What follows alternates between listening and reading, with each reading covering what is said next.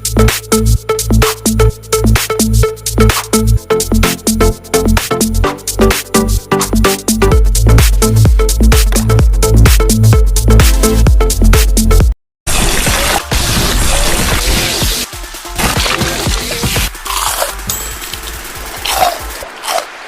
pemirsa, berjumpa lagi dengan saya Firman di acara Sang Inspirator, bersuara untuk menginspirasi. Jadi kita mulai podcast ini dengan kalimat dari buku Sang Inspirator, yaitu berjalanlah di porosmu dan hiduplah sesuai dengan porsimu. Itu. Jadi pada hari ini saya berkunjung ke kediaman kakak saya, senior saya, sahabat saya, yang membuat saya dan menurut saya ini sangat menginspirasi buat kita-kita ini selaku seperti saya, selaku pelaku bisnis, selaku anak muda yang mungkin bisa saya ikuti jejaknya. Dari biodatanya, beliau ini adalah seorang pengusaha dan mantan PNS di bidang jasa. Jadi usahanya di bidang jasa. Selamat malam Pak Maulana ST, Sarjana Teknik. Selamat malam. Assalamualaikum warahmatullahi wabarakatuh. Waalaikumsalam warahmatullahi wabarakatuh. Jadi sebelum saya berbincang dengan beliau, saya mau perkenalkan dulu latar belakang dan backgroundnya beliau ini. Jadi Pak Maulana yang biasa saya akrab saya panggil Pak Ketua ini, ya yang jelas beliau sudah berstatus beristri dan sayang sekali untuk cewek-cewek cantik di luar sana sudah tidak ada peluang ya, dan sudah memiliki 3 orang anak yang semuanya sudah sukses di luar sana. Kemudian wow, kalau dari biografinya beliau ini sangat banyak bergelut di bidang-bidang yang menurut saya luar biasa. Di profesinya beliau itu adalah pengusaha di konstruksi kelistrikan. Kemudian ternyata hobinya bercocok tanam, Pak Ketua ya? Ya. Bercocok tanam yang mana dulu ini? Terkhusus di bidang pertanian. Pertanian ya. Ya. Ya saya lihat di sini Ya. pertanian cuma saya tadi mau melawak tapi tidak cocok melawak dengan toko. Oke, jadi saya lanjut lagi. Ternyata beliau pernah menjadi pegawai PLN sejak 1985. Wow, saya belum lahir ini Pak Ketua. Ya. Kemudian beliau memutuskan untuk pensiun di 2015 jadi PNS. Jadi teman-teman yang bercita-cita jadi PNS, pikir-pikir memang mikir dulu. Sempat nanti motonya cepat pensiun untuk jadi pengusaha, dan keahliannya beliau ini ya di bidang kelistrikan tentunya Pak Ketua ya. Ya. Di bidang kelistrikan. Kemudian sekarang beliau menjabat sebagai Waketum Asosiasi Kontraktor Listrik dan Mekanikal Indonesia atau AKLI Sulawesi Selatan sampai 2025, luar biasa.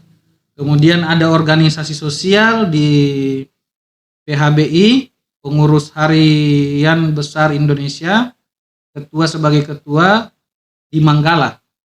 Kemudian di Hikmah Kota Makassar, di DPD Kota Hikmah Kota Makassar sebagai bendahara umum Dewan Pimpinan Daerah ya, betul Pak Ketua ya? Betul. Jadi kemudian ada lagi ini olahraga, bidang saya nih Pak Ketua. Olahraga bidang bendahara umum cabang olahraga Muay Kota Makassar. Kemudian ketua umum Hikmah Chess Club. Ini yang catur-catur strategi Pak Ketua, betul ya? Asal otak ya, olahraga otak. Oke. Ya. Jadi saya mau mulai berbincang lagi dengan beliau ini karena saya sudah kenal beberapa waktu dengan beliau, dan menurut saya pribadi beliau ini yang ya menginspirasi lah, karena saya penasaran dengan beliau. Kenapa sih yang kita ini anak muda biasanya cita-cita kita ini PNS. Dulunya kita ini PNS cita-citanya. Kalau ditanya dari kampung itu ya PNS, tapi beliau malah berhenti dari situ. Ya, tolong kasih gambaran ke kita ini kenapa Pak Ketua itu berhenti di PNS dan memutuskan untuk jadi pengusaha? Ya, makasih. Assalamualaikum warahmatullahi wabarakatuh. Waalaikumsalam. Terima kasih atas kunjungan Dinda Firman dan tim yang sempat berkunjung ke kediaman kami pada siang hari ini.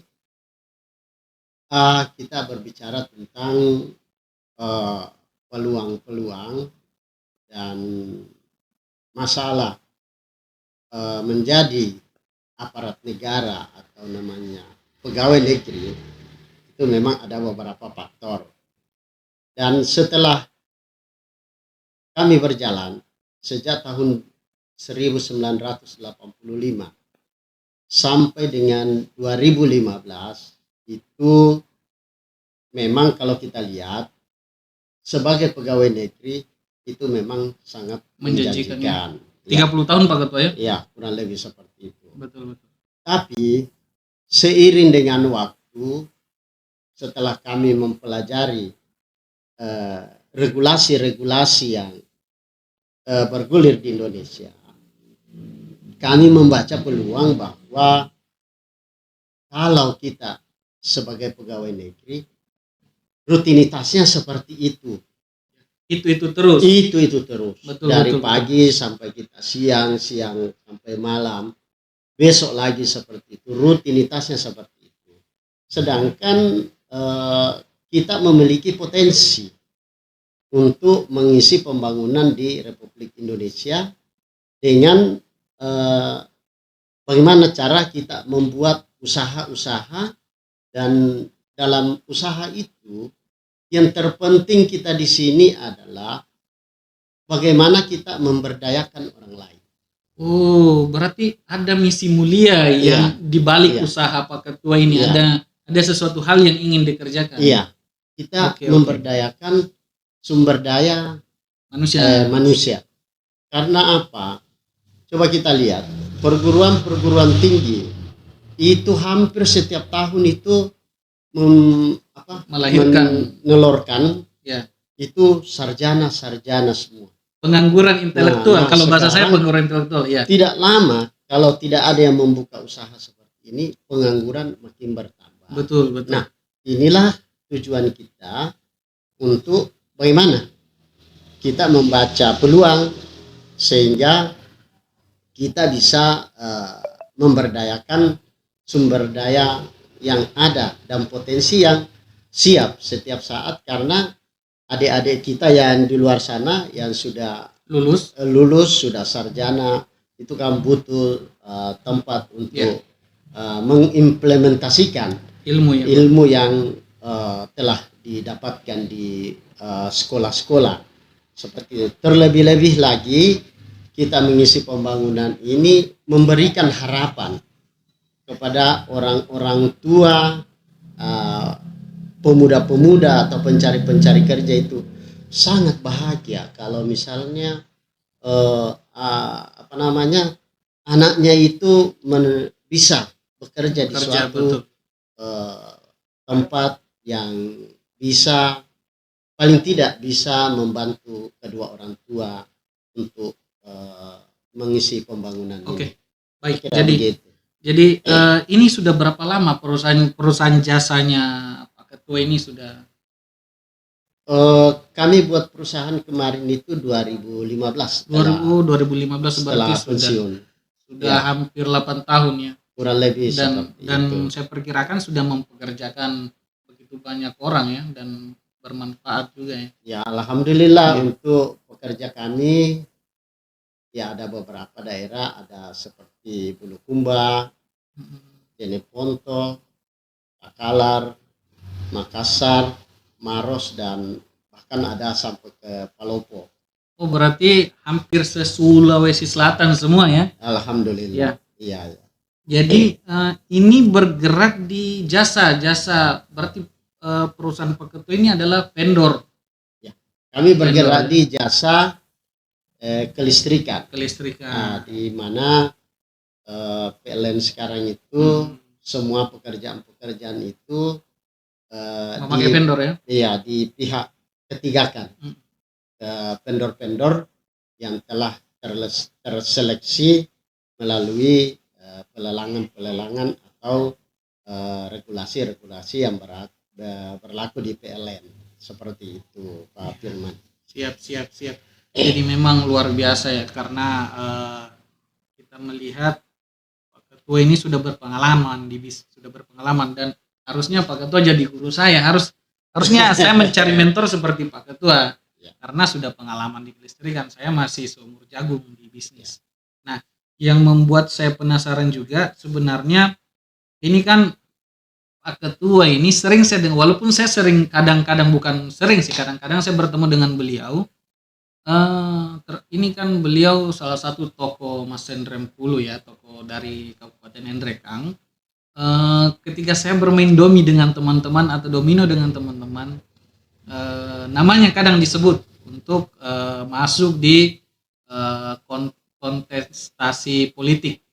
Ya walaupun pada dasarnya saya bukan orang politik sih, bukan orang politik, tapi saya selalu berharap di perpolitikan itu diisi oleh orang-orang hebat dan orang-orang baik, sehingga Indonesia semakin maju. Karena menurut saya ya politik itu harus diisi orang-orang hebat, harus diisi orang-orang baik. Karena kalau politik diduduki oleh orang-orang yang salah ya tentunya akan fatal.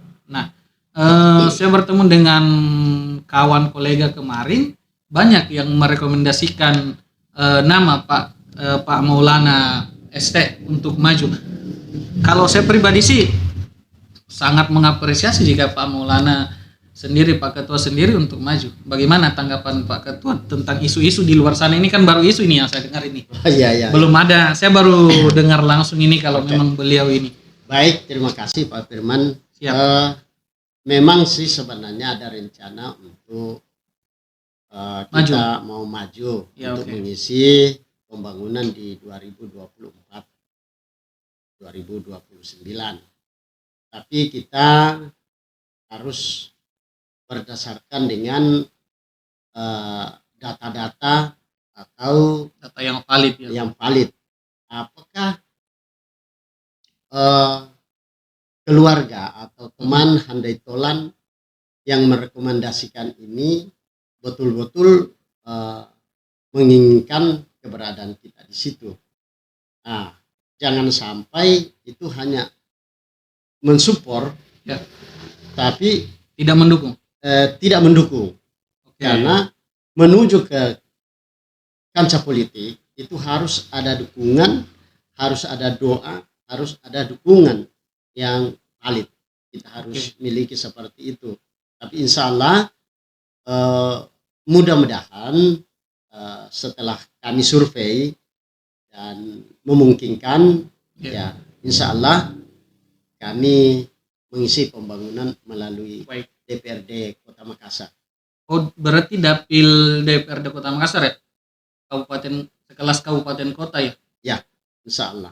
Mungkin kalau tidak ada halangan, mungkin kami masuk ke dapil 4 yaitu ya. Manggala Panakukang. Tapi lagi-lagi kembali lagi setelah survei kita lakukan, ya kalau memang masuk di dalam kami lanjut. Dan didukung banyak yang mendukungnya. Kita lihat keluarga dan handai tolan, kalau memang betul-betul semua mendukung, insya Allah kami akan maju seperti itu.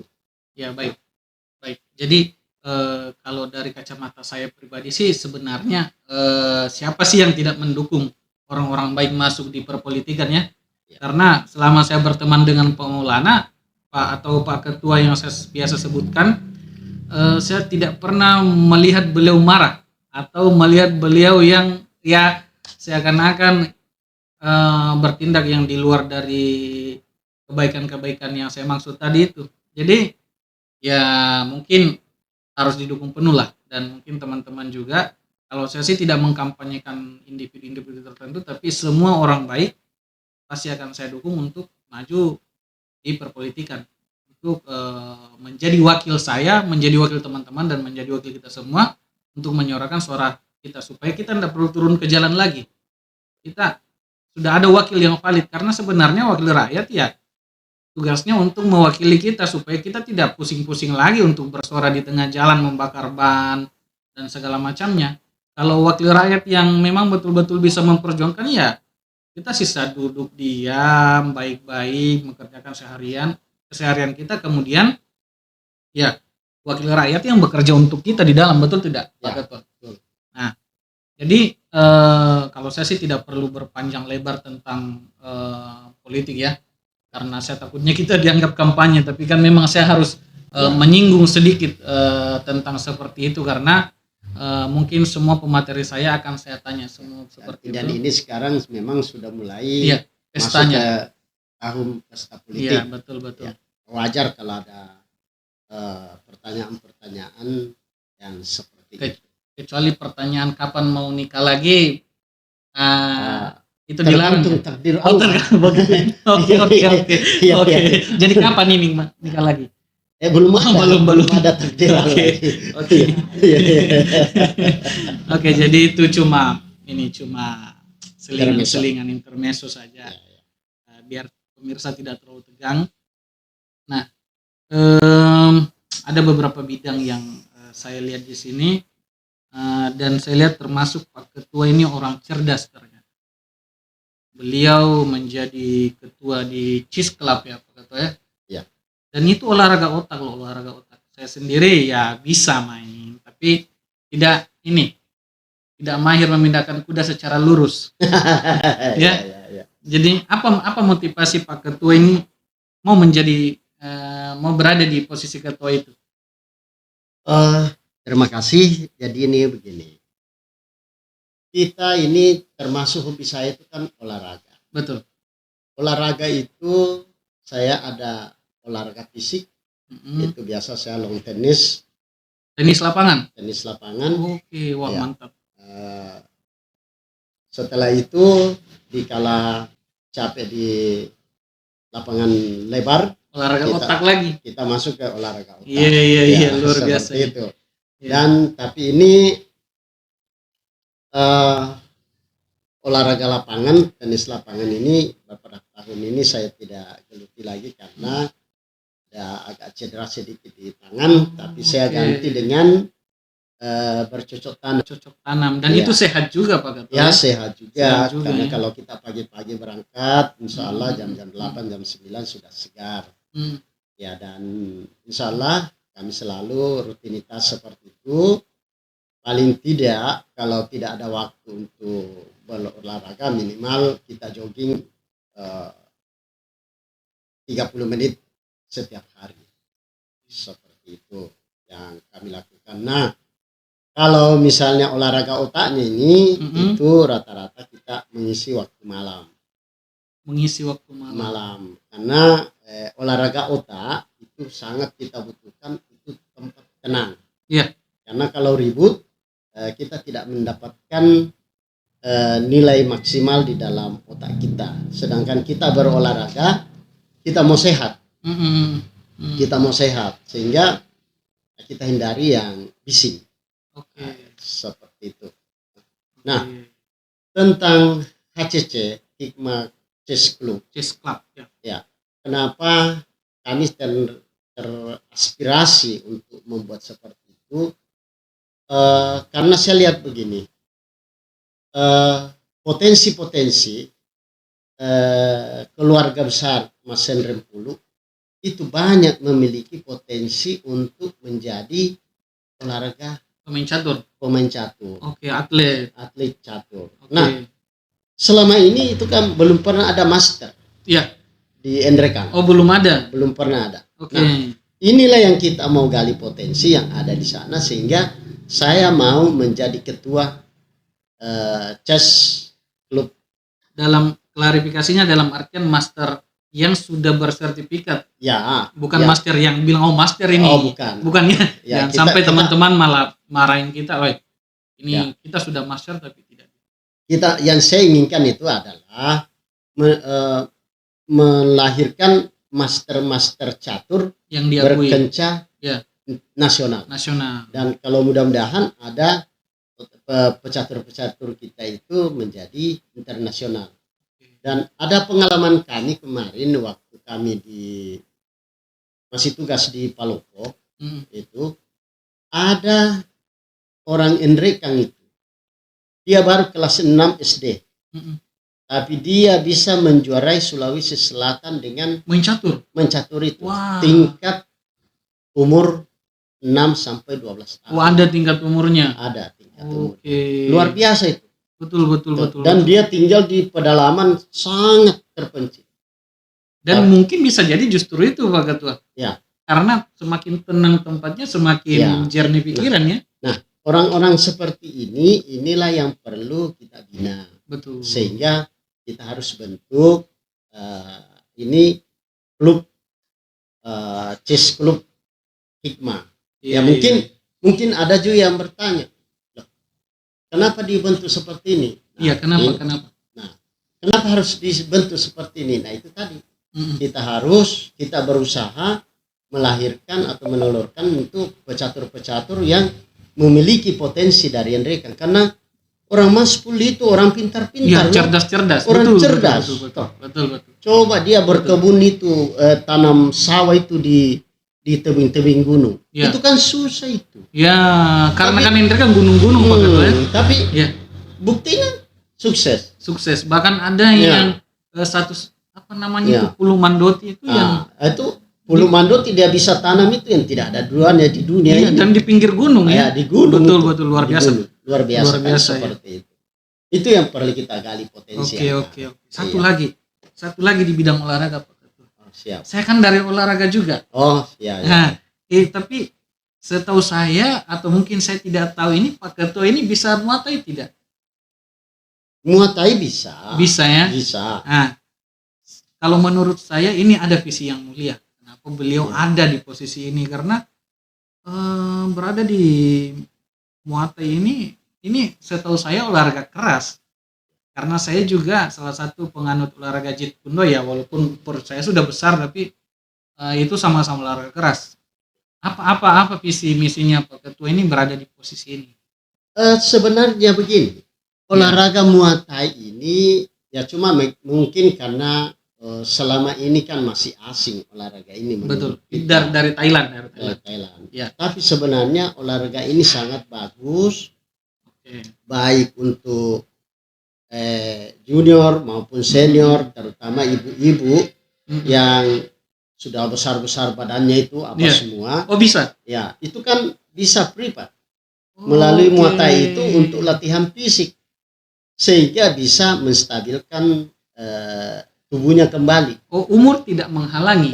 Umur tidak menghalangi. Berarti kakek pun juga bisa. Anak-anak bisa. Anak muda bisa semua. Bisa anak muda putih itu.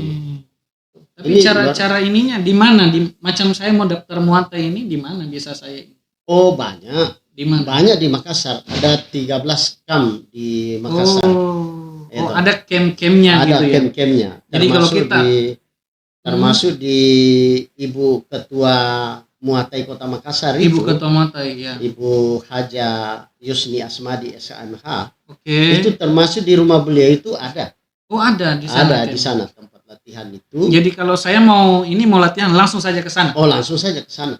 Kita daftar di sana. Ya, kita ikut latihan di sana. Sudah siap di sana dan beliau itu kan Ketua Muay Thai Kota Makassar.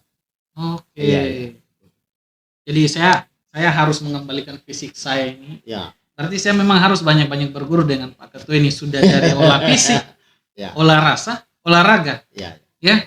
Dan olah pikiran juga. Jadi beliau ini super lengkap sebenarnya dan memang kalau menjadi wakil kita ya harusnya bisa Pak Ketua ya. Dan sanggup mengemban amanah masyarakat untuk ini. Insya Allah. Ya. Insya Allah. Tapi saya tidak mau memberikan pertanyaan yang secuil-secuil kepada Pak Ketua. Saya mau tanyakan keadaan sekarang di Indonesia yang sementara kita alami sekarang ya, terkait dengan resesi.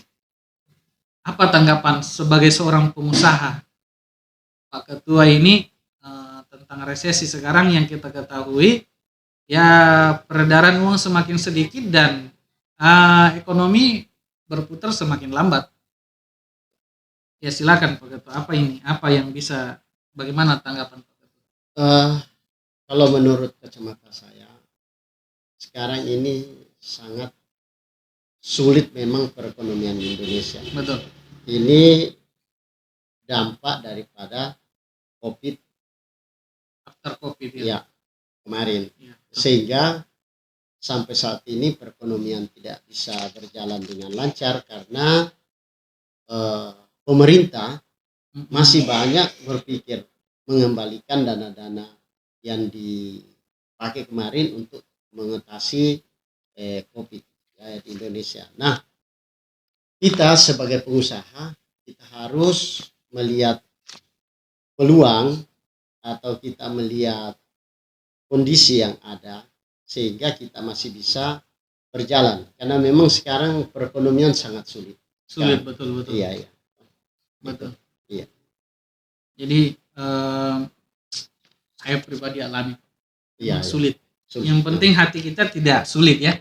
Ya. Hati kita tetap enjoy. Ya.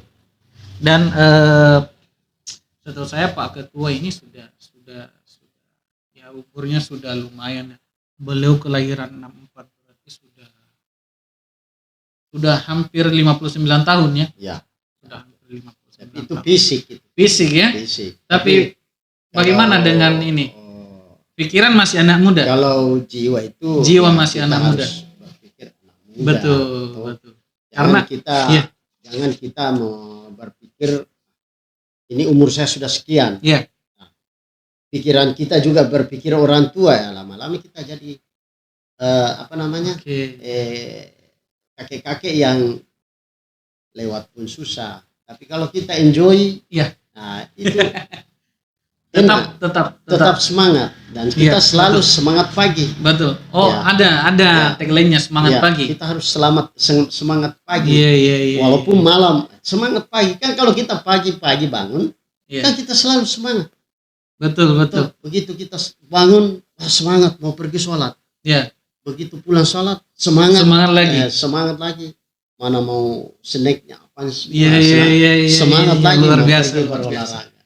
Jadi memang beruntung saya bisa bertemu dan Pak Ketua menyempatkan waktu untuk kita liput, karena dari kesibukannya beliau sebenarnya luar biasa sibuk ternyata, mulai dari olahraga, main catur, organisasi sosialnya pun ada. Dan saya lihat di media sosial dan WA-nya Pak Ketua ini, beliau aktif pada saat ada bencana-bencana juga. Jadi sungguh luar biasa sebenarnya, karena saya disempatkan waktu untuk berkunjung ke tempat Pak Ketua. Ya. Nah, jadi baik sahabat Sang Inspirator, saya ingin Pak Ketua menyampaikan pesan untuk anak muda agar anak-anak muda ini terinspirasi untuk jadi pengusaha. Jami dulu jadi politik, Jami jadi pengusaha mau dulu, karena kan kalau jadi seorang pelaku politik kan harus ya lumayan ada kos lah ya. Jadi jadi pengusaha supaya tidak ada mental cuma jadi PNS, bukan merendahkan PNS ya, tapi kan tidak bisa juga semua kita jadi PNS ya, karena PNS kan alokasinya berapa juta orang dan kita 276 juta. Ya, apa pesan yang bisa ini? Baik, terima kasih Pak Firman. Pesan saya begini, sekarang orang tua kita itu menyekolahkan kita. Harapannya apakah menjadi pegawai negeri, apakah menjadi pengusaha, tapi intinya adalah bagaimana anak saya ini berguna untuk bangsa dan negara dan bermanfaat untuk orang banyak. Nah, sistem yang saya pakai untuk membina anak saya itu, yang pertama, saya memang selalu membekali bahwa belajar dari semua ilmu, belajar dari segi semua ilmu. Jangan terfokus di suatu ilmu yang dilakoni. Kenapa? Kita berjalan hidup ini, kita tidak tahu apakah sekarang nanti kita akan menjadi pegawai negeri, apakah kita menjadi pengusaha. Ya. Nah, tapi mari kita kerjakan apa yang kita bisa kerjakan saat ini. Ya, kerjakan apa yang kamu lihat, apa yang kamu lihat dikerjakan. Karena kita tidak tahu Ya. ke depannya ya. Karena kita belum tahu ke depannya saya ini berada di titik mana nanti. Apakah saya menjadi pengusaha atau saya menjadi PNS atau Nah, bahkan petani atau yang bahkan lain. petani. Ya. Karena semua potensi kita yang miliki. Ya, kita yang ngatur. Saya mau jadi petani bisa. Ini kan sekarang petani juga luar biasa loh. Iya. Iya. Kita jadi petani berdasi. Bukan dibilang kita harus pergi pegang cangkul apa Ya. semua. Yang penting jangan jadi tikus Ya, berdasi. ya jangan jadi tikus berdasi. Sorry ya. Nah, Oke, itu. oke, ya, Nah, ya, ya. Terus cara membimbing saya semuanya saya sampaikan. Belajar kerjakan ini, belajar kerjakan ini, belajar kerjakan ini. Suatu saat pengalaman yang ada di sini, kamu pasti mendapatkan manfaat, Akan berguna ya. akan berguna di suatu saat dikala kamu sudah menentukan pola hidup. Nah, contoh anak saya yang pertama itu mulai dari SMA dia sudah mulai belajar bagaimana berusaha, Pak. Saya mulai bimbing dia seperti ini seperti ini, karakter pekerjaan begini-begini. Dia mulai lakoni, alhamdulillah sampai sekarang ya saya sudah syukuri sama Allah Subhanahu wa taala. Anak saya itu sudah mandiri dan bahkan ya bisalah menjadi pengayom untuk teman-teman usaha yang sekelasnya itu. Saya tinggal membimbing bahwa seperti ini. Nah, begitupun dengan yang adik-adiknya ini semua juga saya arahkan seperti itu. Dan insya Allah anak saya bertiga ini tidak ada yang bercita-cita menjadi PNS. Oke, semua jadi pengusaha ya. Semua insya Allah akan menjadi pengusaha. Luar biasa. Ya. Luar biasa. Seperti itu. Karena memang saya lihat di sini ada magister teknik. Ini apa? MST. Ya. Ya. Ada magister apa ini? Akuntansi ibu. Oke, saya ini karena titelnya ini sudah titel saya kan SPD MPD sangat simpel. Iya. Sangat simpel. Kalau ini sudah SH, SKM, ST. Jadi memang Pak Maulana ini ya kita tahu menciptakan bibit-bibit yang unggul ya. Ya. Ternyata bukan cuma padi yang punya bibit unggul, manusia Ya, juga. Manusia juga ya. Oke teman-teman, jadi itu tadi perbincangan yang menurut saya pribadi ya kurang lebih 30 menit lah berbincang dengan beliau dan sangat banyak pelajaran dan pengalaman yang bisa saya ambil, terutama bahwa yang selalu saya tanamkan juga dalam diri saya, tidak mulu-mulu kita mesti jadi PNS dan tidak bisa kita menyiksa diri kita untuk selalu ngotot untuk sesuatu hal yang Tuhan mungkin tidak inginkan untuk kita, tapi kita harus berjalan di arah dan berpijak di kaki kita sendiri. Kemudian kita melangkah sesuai dengan kemampuan kita saja.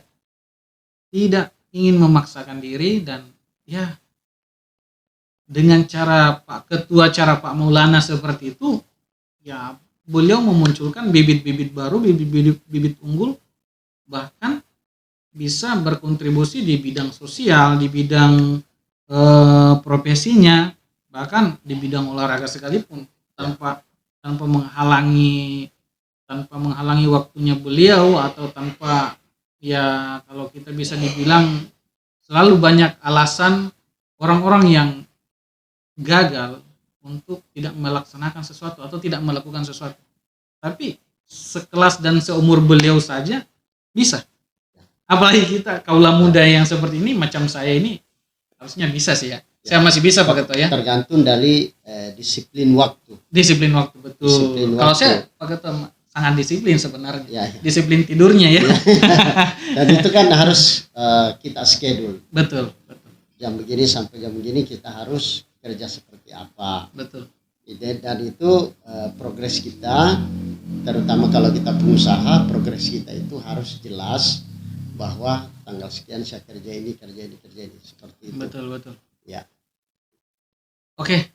Jadi saya ingin menyampaikan kalimat dari sang inspirator di pertemuan sesi pertama kita pada hari ini, bahwa berpijaklah pada dirimu sendiri dan berkontribusilah untuk orang banyak.